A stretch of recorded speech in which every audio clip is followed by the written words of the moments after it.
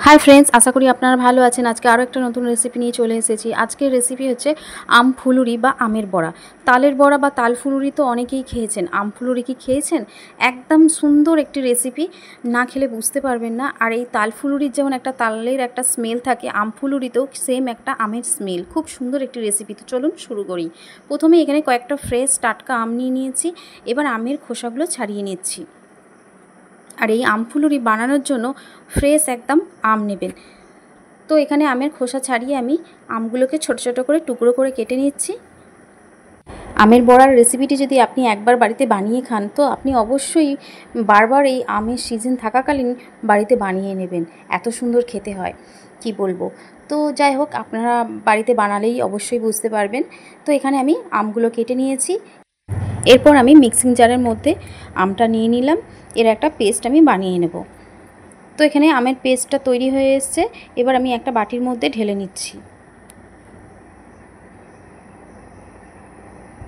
দেখুন দেখতে কিন্তু একদম তালের মতো লাগছে, কতটা সুন্দর হয়েছে। তো এরপর আমি একটা পাত্রের মধ্যে 2 বাটি ময়দা নিয়েছি আর হাফ বাটি মতো চালের গুঁড়ি নিয়েছি। এখানে ময়দার পরিবর্তে আপনারা আটাও দিতে পারেন বা দুটো মিক্স করেও দিতে পারেন। আর সামান্য আমি সুজি ব্যবহার করেছি। তো এরপর মৌরি আর কালো জিরে দিয়ে দিলাম, সামান্য নুন দিয়েছি পরিমাণ অনুযায়ী।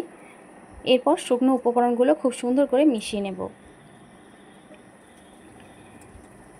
তো মেশানোর পর আমের পাল্প দিয়েই আমি এই ব্যাটারটা তৈরি করে নেব, অল্প অল্প দিয়ে বানিয়ে নেব।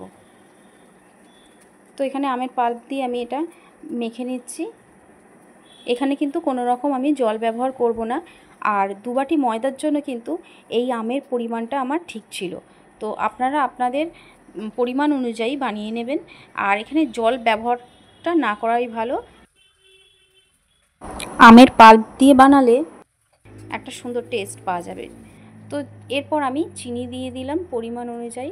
চিনিটা কম বেশি করে দিতে পারেন মিষ্টি যতটা খাবেন। এটা আমি 10 মিনিটের জন্য ঢেকে রেখেছিলাম। তো 10 মিনিট পর দেখুন চিনিটা গলে এসেছে। এবার আমি আরও একবার মেখে নেব এটা। আপনারা চাইলে চিনিটা আগেও দিতে পারেন। তো দেখুন ব্যাটারটা ঠিক এরকম হবে, আপনাদের দেখিয়ে দিচ্ছি তেলে দেওয়ার পর। তো এখানে তেলটা গরম করে নিয়েছি। এবার একে একে আমের বড়াগুলো ভেজে নেব।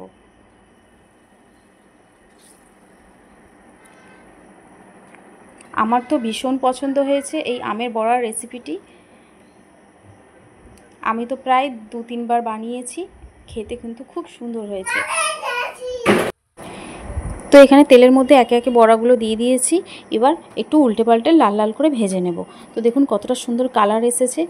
ফুলুরিগুলো কিন্তু দেখতেও খুব সুন্দর লাগছে, খেতেও কিন্তু খুব সুন্দর। তো আমের বড়া ভাজা হয়ে গেছে, এবার আমি তুলে নিচ্ছি। তো আপনারাই বলুন আমের বড়া বা ফুলুরি খুব সুন্দর হয়েছে কি না। আর আপনারা অবশ্যই বাড়িতে বানাবেন। এইভাবেই আমি আমের বড়াগুলো সবকটা আমি ভেজে নিয়েছি। তো এই আমের বড়ার রেসিপিটি যদি আপনাদের ভালো লেগে থাকে অবশ্যই চ্যানেলটিকে সাবস্ক্রাইব করবেন, সাথে লাইক কমেন্ট শেয়ার করবেন।